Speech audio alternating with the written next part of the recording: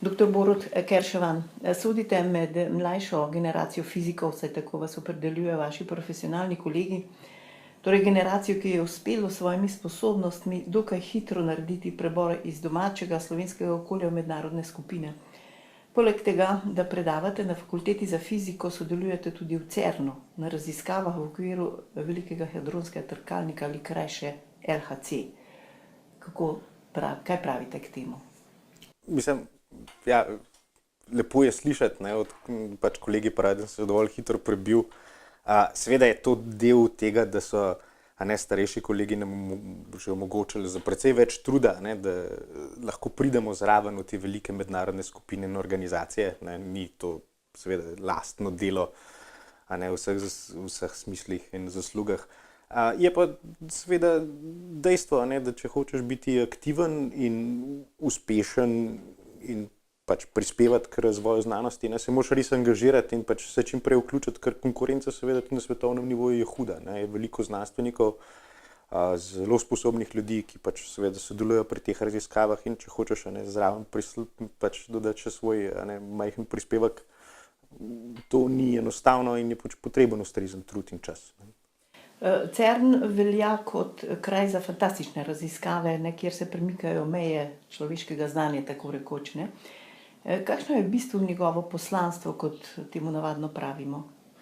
Ja, CERN je fantastična inštitucija, ne? To je največji mednarodni laboratorij na svetu, ne? Ki se ukvarja konkretno z fiziko osnovnih delcev in s tem povezanimi raziskavami. Prvič se tam seveda dogaja vrhunska znanost, ne, seveda v fiziki delcev in potem v vseh izvedenih vejah. Ne.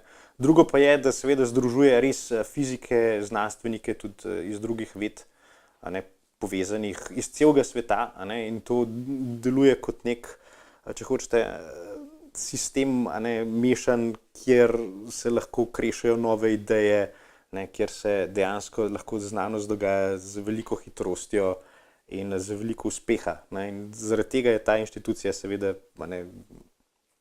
izjemna tozadevno, in je potem tudi zgled seveda tudi raznim drugim, ki se zdaj vzpostavljajo za razne druge veje znanosti, kot je na primer genetika in tako dalje, kjer se podobne inštitucije poskušajo vzpostaviti in podobno sodelovanje na tem res svetovnem nivoju. A lahko CERN-ove raziskave prinesemo tudi ali prinesete v vsakdanje življenje, tako kot rečemo navadno? Ja, da bo kakšna korist od teh, ne? Seveda. Nekje znanstveniki vedno mislimo, da bo od tega, kar mi raziskujemo, nekoč neka korist. Sej ta fikcija, da znanstveniki mislimo samo na dani problem in da nikakor nismo vpeti v svet okoli sebe, da se ne zavedamo ali problemov ali potreb in tako dalje, ni res. Vsi dejansko poleg tega, da nas stvari zanimajo, seveda poskušamo prispevati k dobrobiti sveta in tako dalje. Zares. In kar raziskujemo, smo vsi prepričani, bo slej ko prej uporabno v vsakdanjem življenju. Tako kot smo elektriko odkrivali najprej v laboratorijih, kjer nikomur ni bilo jasno, zakaj je dobro, da navijamo tuljave, pa spuščamo skozi njih električni tok iz čudnih generatorjev z raznimi hecnimi pripravami ali pa zakaj smo, pa je danes vsa hišna napeljava nekaj popolnoma vsakdanjega, imamo elektrarne in podobno. Nekaj podobnega je z nastankom recimo silicijevih tehnologij, se pravi čipov, pa elektronike in tako dalje. Se pravi, tudi te osnovne raziskave v smislu naravnih zakonitosti bomo slej ko prej obvladali in uspeli uporabiti. So pa že danes pa stranski učinki teh raziskav, se pravi stvari, ki jih naredimo zato, da lahko to raziskujemo, pa že splošno dostopne in tudi koristne v vsakdanjem življenju. Navsezadnje, ta medij svetovnega spleta, čemur se reče poljudno internet, je nastal v CERN-u prav za potrebe velikega hadronskega trkalnika, za mednarodno komunikacijo med znanstveniki v smislu dokumentov, informacij in tako dalje. In to se je potem seveda razplamtelo po celem svetu in je na primer splošno uporabno in to seveda z veseljem. Tega ne moremo, ne? Tako, in to seveda z veseljem omenjamo. So pa zraven seveda še Drugi stranski učinki, kot je naprimer uporaba teh detektorjev, ki so izjemno občutljivi, ki jih razvijamo za naše raziskave v medicini, uporaba različnih drugih računskih orodij, naprimer za velikansko obdelavo podatkov v drugih vedah ali pa za skladiščenje leteh na raznih računalniških sistemih, obvladovanje velikih računskih sistemov, obvladovanje novih tehnologij, elektronskih detektorjev, kot omenjenih računalnikov in tako naprej. Skratka, teh učinkov je veliko. Navsezadnje tudi vzgajamo izjemno sposobne in kvalificirane ljudi, ki potem nekateri ne ostanejo v fiziki, ampak se pač preusmerijo v druge veje, ki so lahko bolj aplikativne, lahko grejo pač vse od bančništva do drugih raziskav in tako dalje. No, se zato recimo ob izgradnji, mislim, da je bila cena tega CERN-a, LHC-ja, 8 milijard evrov. In pojavljali so se kar komentarji pa pripombe, da je to velik denar, ki bi ga lahko bolj koristno kje drugje uporabili. Ja, zdaj, seveda, fizika osnovnih delcev, ker je do neke mere stara veja znanosti v primerjavi z marsikakšno drugo, je tudi draga, zaradi tega, ker pač iščemo vedno bolj komplicirane stvari. In potem so bili komentarji z dveh strani, prvič, da pač so tudi druge veje znanosti, v katere bi lahko vložili ta denar. In drug komentar je bil pa pač, da namesto v znanost, da bi to vložili v kaj drugega. Zdaj, kar se tiče same investicije, jaz mislim, da je splošen konsens, da je bila vredna truda, seveda z naše strani, oziroma da je vložek smiseln. Ideja ni, da mi manj vlagamo v CERN ali pa v podobne raziskave, bi morali vlagati več še v druge. Tudi, ko govorimo o teh zneskih, je 7 ali pa 8 milijard dolarjev ali evrov velik znesek za znanost, ker ne pa za marsikaj drugega. Lepa primerjava, ki smo jo večkrat omenili takrat, ko smo to gradili, da to stane recimo ena polno opremljena ameriška letalonosilka. Obstaja jih pa mnogo več kot ena. Se pravi, če bi ves ta denar naprimer vložili še drugih 7 milijard v raziskave o celičnem razvoju in zdravljenju raka ali pa v druge opcije čiste energije in ostale veje znanosti, bi potem verjetno, jaz sem osebno prepričan, dobili vložek vsekakor povrnen, tako kot ga bomo tudi iz tega slej ko prej. No, vaše delo je osredotočeno na področje raziskovanja fizike osnovnih delcev v CERN-u. Za slabše poznavalce nam lahko na hitro obnovite, zakaj gre. Lahko, upam. Zdaj, že v osnovni šoli smo se naučili, da je pač svet okoli nas sestavljen iz elementov, ki so v periodnem sistemu, in ti elementi v periodnem sistemu so pač sestavljeni iz atomov, in ti atomi so potem med seboj različni, ampak smo ugotovili, da imajo pač ti atomi enake gradnike, se pravi, imajo elektrone, protone in nevtrone. No, te zgodbe ni konec. Se pravi, ko smo raziskovali naprej, smo odkrili, da tudi protoni recimo niso tako imenovani osnovni delci, ampak so spet sestavljeni iz manjših delcev, ki mi rečemo kvarki. In recimo elektroni so pa vsaj zaenkrat tako imenovani osnovni delci. Se pravi, mi gremo vedno na bolj drobne in drobne osnovne gradnike našega vesolja.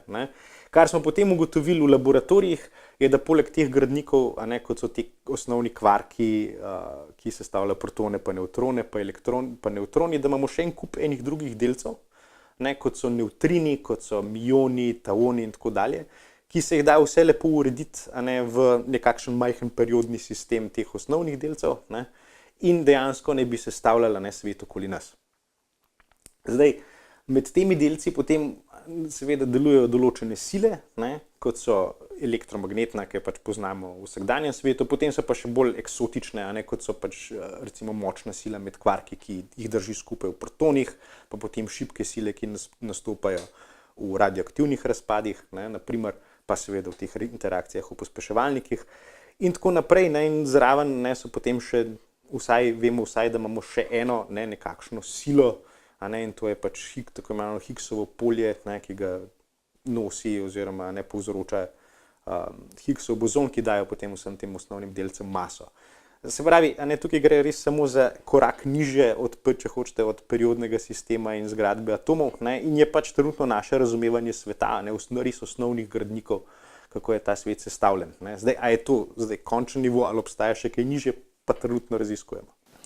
No, kaj v bistvu opisuje ta standardni model? Namreč tudi nekateri pravijo, da je to v bistvu na nek način največje odkritje civilizacije. Nekateri fiziki menijo.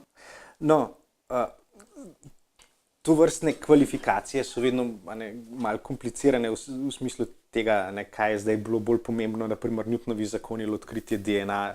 Vsekakor je odkritje in potrditev predvsem standardnega modela izjemno pomembno odkritje, ki bi ga jaz osebno gotovo enačil naprimer z Newtonovimi zakoni, ki jih pač spet večina, mislim, da poslušalcev in gledalcev pozna. In gre pač za to, da imamo zdaj nov sistem enačb in pravil in zakonitosti, ki nam pač opisujejo svet na tem nivoju osnovnih delcev z veliko natančnostjo in z velikim uspehom. Ko so ta standardni model napisali, ni bilo jasno, tudi podrazno, da je to res veljaven model, zdel se eden bolj neverjetnih, ampak skozi desetletja dobesedno preverjanja in potrjevanja se je izkazovalo, da je vedno bolj in bolj pravilen. Da ni končen. Tako, ja, prišli smo, mislim, pomemben gradnik tega, da je standardni model, dobra teorija je ta, da smo potem odkrili ta Higgsov bozon, ki je bil napovedan znotraj tega standardnega modela, pa v njemu, pač, ko so ga napisali, ni bilo niti slutiti. Vsekakor pa ne reši vsega, to vemo, da ni končen odgovor, navsezadnje tako kot z Newtonovimi enačbami, sila je masekrat pospešek, ne moremo računati črnih lukenj, tudi z standardnim modelom ne moremo odgovoriti na to, kako je nastalo vesolje v samem začetku velikega poka. Ampak je pa korak v pravo smer. Ja, kateri problemi se pa v bistvu še pojavljajo pri standardnem modelu? Ja, standardni model marsičesa še vedno ne odgovori. Naprimer, razloži, da imajo delci in potem mi neko maso, ne pove pa, zakaj imajo recimo osnovni delci različne mase. Ne zna razložiti gravitacije, teorija gravitacije sploh pač ne vsebuje zaenkrat, nismo znali še vključiti v fiziko osnovnih delcev, ta teorija še manjka. Ja, pa predvidevate, da obstaja ali je gravitacija recimo notranji? Mislim, to, ko pravite, da so izračuni teorije, da jih je že kar nekaj. Ja, gravitacija je eden od izzivov, ki ga zdaj, oziroma razlaga gravitacija in meritve s tem povezane, so eden od izzivov, ki jih zdaj nadaljujemo na LHC-ju. Namreč vemo, da tista močna in izjemno uspešna orodja, ki so vodila, matematično-fizikalna, ki so vodila k standardnemu modelu in so uspešno opisala vse ostale sile, se pravi elektromagnetno, šibko, močno, gravitacije niso uspele opisati. In se pravi, napovedale so delec graviton, tako kot imamo pri svetlobi delec foton. Fotone smo z detektorji zelo uspešno našli in jih danes pač redno in uporabljamo in merimo, medtem ko gravitonov po vseh poskusih nismo našli. In zaradi tega se potem to vodi v bolj eksotične teorije, naprimer tako imenovanih ekstra dimenzij, da naše vesolje mogoče pa nima samo 4 dimenzij, to je gor, levo in naprej, pa časa, ampak jih ima, kar je v standardnem modelu, ampak jih ima recimo 11 in potem imamo drugačno gravitacijo in te drugačne gravitone, ki se bodo dali zelo zanimive signale v detektorjih in bi jih lahko naprimer odkrili na velikem hadronskem trkalniku. To je eden od izzivov. No, zanimivo, mislim skoraj, da mi je že na znanstveno fantastiko, če pravite 11 dimenzij, mislim. Ja, mislim, veliko teh stvari, ki so danes samo po sebi umevne, je bilo včasih gotovo smatrano za znanstveno fantastiko. Se je veljal rek, zdaj se seveda ne bom spomnil koga, da pač pri dovolj napredni tehnologiji ljudje ne morejo več ločiti med magijo in tehnologijo.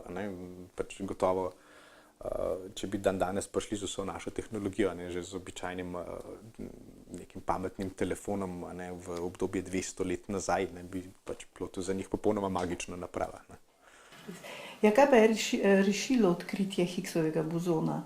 Je to konec ali začetek nečesa novega? No, to je pomemben korak, ne, ki nam pove, da smo na pravi poti. Se pravi, ne, v resnici je vsako odkritje vedno začetek nečesa, ne, bodi si, da je to vodi k novim teorijam, bodi si, da to vodi potem k praktični uporabi te teorije in tako dalje. Mi smo tukaj od praktične uporabe še precej daleč, ampak seveda, če bomo naprej raziskovali in razumeli celoten mehanizem delovanja vesolja okoli nas, potem so stvari, ki jih lahko s tem dosežemo, verjetno res stvar znanstvene fantastike. Ne vemo, kaj bo, ampak lahko pa seveda fantaziramo, a bomo nekoč uspeli izključiti maso, kar pomeni, da bomo lahko pač predmete pospeševali z izjemno malo energije, a bomo uspeli kdaj izključiti gravitacijo, bomo uspeli narediti kdaj teleportacijo. Ne vemo, ampak zakonitosti, kako se nekaj takega naredi, bomo odkrili na ta način, da pač raziskujemo res osnovne interakcije, osnovne zakonitosti vesolja, kar počnemo na teh eksperimentih. Zanimivo, ne? Eden od teoretičnih fizikov mi je rekel, da je tu toliko neznank še. Vi ste jih zdaj tako na nek način pustili odprto, ne? Da lahko še 100 let raziskujete. No, tako kot pri vsaki drugi znanosti, verjetno nikoli ni nekega dokončnega odgovora. Gre pa seveda za to, da je težko govoriti o nekih časovnih skalah. Pač velika in pomembna odkritja se žal ne da napovedovati, kar pomeni, da pač, ko bo prišlo do naslednjega preboja, bomo seveda vedeli mnogo več in bomo lahko potem tudi spet napredovali, tako kot so na primer v biologiji z odkritjem DNA pač nenadoma naredili velikanski preskok v sami znanosti. In nekaj takega se dogaja seveda tudi skozi zgodovino v vseh ostalih vejah in tudi pri nas. Vsekakor, če ne bomo nadaljevali z raziskovanjem, potem ne bomo nikoli prišli do naslednjega odgovora in ne bomo pač uspeli priti do nekega celotnega spoznanja zakonitosti našega vesolja in vseh s tem povezanih pravil. Ideja je seveda ta, da v določenem času, kot sem prej omenil, tudi te vsa nova dognanja obvladamo in začnemo uporabljati tako kot pač elektriko na vsakodnevni bazi. A bo to v naslednjih 10 letih, 100 letih, 500 letih, no se zadnje, že od renesanse in še prej se ukvarjamo z določenimi vprašanji, na katere še vedno ne vemo odgovora. Pa tudi že 500 let in več, ne? Ja, absolutno. Tako da pač gotovo ne smemo odnehati. To se je izkazalo za celotno človeško civilizacijo, da je to res smiselen cilj. Doktor Kerševan, poglejte, odkritje Higgsa je prineslo veliko veselje, ne le v znanstveni javnosti, pač pa tudi med laično publiko, morda tu še bolj, ne? Zanimivo je to, da je znanstvena javnost ni tako prešerno slavila, kot bi bilo pričakovati, ne? Če pogledamo takrat, to je bilo pred 5 leti, mislim leta 12, ne? Tako. Prišla so zgolj sporočila takole nekako. Našli smo delec z lastnostmi, ki bi lahko ustrezale Higgsovemu bozonu. Bolj kot ne ste znanstveniki doživljali izjemno zadovoljstvo ob dolgotrajnem in pa zanimivem in pa napornem delu, ne? Seveda se je pa končalo z Nobelovo nagrado. Tako je. Seveda znanstveniki uživamo v tem, kar počnemo, ne? Tako kot upam, da vsak, ki opravlja kakršenkoli poklic in v katerem hoče biti dober, tudi v njem uživa. Vedno je bistven del, tako kot pri vsakem drugem, tudi da ti uspe. In pač odkritje Higgsovega bozona po res 40 letih eksperimentov je bil velik uspeh, ker smo se ga seveda veselili. Teorija pa je bila znana že 50 let. No, ja, in tehnologija mora potem seveda temu slediti, zato da pač smo sposobni iskati tovrstne delce. In zdaj problem je bil v tem, da ko mi nekaj odkrijemo kot znanstveniki, se moramo tudi seveda znanstveno obnašati, kar pomeni, da kakor bi radi in sami verjamemo, ne moramo pač priteči pred kamere in vpiti, odkrili smo Higgsov bozon, ne, ampak pač lahko z neko verjetnostjo, statističnimi orodji pač trdimo, da smo odkrili delec, ki ima podobne lastnosti in potem čas in nadaljne natančne raziskave potem lahko potrdijo, a je to res ta Higgsov bozon, ima takšne lastnosti, kot smo pričakovali in podobno. Ker v znanosti, tako kot še marsikje, kar je res pomembno, da ohraniš kot eksperiment, kot znanstvenik in tako dalje dobro ime in tega pa seveda lahko zapraviš, če prehitro in prepogosto trdiš, da si nekaj pač odkril, nekaj naredil, kar se pol izkaže, da ni povsem res. Seveda je tudi znanstveno pričakovano, pravilno in popolnoma dostojno, da priznaš kdaj napako ali pa da ti kdaj ne uspe. Samo tega se moraš pač lotiti, kot bi lahko mirno rekli, profesionalno. A lahko špekulirate, kaj bi se zgodilo s svetom, recimo, če bi izključili Higgsovo polje? No, če bi ga izključili na celem svetu, potem bi pač svet in življenje, kot ga poznamo, prenehalo obstajati. Vse skupaj bi pač razpadlo in fizikalne zakonitosti, ki jih danes poznamo, pač ne bi veljale. Se pravi, nekako upamo in predvidevamo, da se to ne bo nikoli zgodilo, kot neka kataklizma, gotovo ne. Ideja je seveda, da, kot sem prej omenil, da mogoče pa nekoč v prihodnosti, kako daleč, ne vemo, bomo pa to, tako kot naprimer z elektriko, uspeli kontrolirano izvajati v določenih primerih, morda, kjer se potem da iz tega, ki je zanimivega narediti. Kot rečeno, dokler, zdaj smo še preveč na začetku, da bi lahko trdil točno kaj in kako bo to delovalo, tako kot seveda, naprimer, Lord Faraday ni mogel trditi, kako bo pač elektrika napajala nek tablični računalnik ali pa kaj podobnega, ko je pač odkril osnovne zakonitosti oziroma sodeloval pri tem. Ampak verjamemo pa, da bo to nekoč uporabno.